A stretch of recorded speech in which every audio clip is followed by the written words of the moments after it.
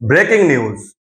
কিছুক্ষণ আগে লুঙ্গো থানার পুলিশ কিশোর গ্যাং সন্দেহে একদল কিশোরকে ধরতে যেয়ে ব্যর্থ হয়।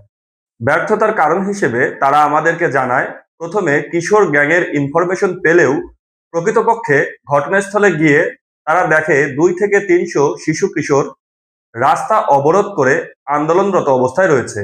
পরে পুলিশ তাদের সাথে কথা বলে জানতে পারে যে তারা একটি স্থানীয় প্রাথমিক বিদ্যালয়ের ছাত্রছাত্রী। যদিও পুলিশ তাদের ইউনিফর্ম দেখে আগেই আন্দাজ করেছিল তারা হয়তো কোনো স্কুলের ছাত্রছাত্রী হতে পারে। আন্দোলনরত ছাত্রছাত্রী এখনো পুলিশকে তাদের দাবির কথা বলেনি। এই মুহূর্তে আমাদের হাতে আন্দোলনরত ছাত্রছাত্রীর আন্দোলনের দাবির খবর এসে পৌঁছেছে। তাদের একটাই দাবি, তা হলো প্রত্যেক শিক্ষক শিক্ষিকাকে তাদের সন্তানকে তার কর্মরত স্কুলে পাঠদান বাধ্যতামূলক করতে হবে।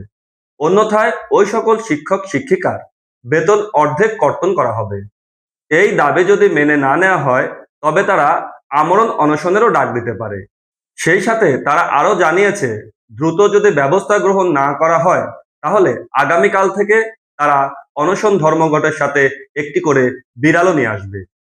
যাই হোক দর্শক, আমাদের হাতে এই ছিল আপাতত খবর।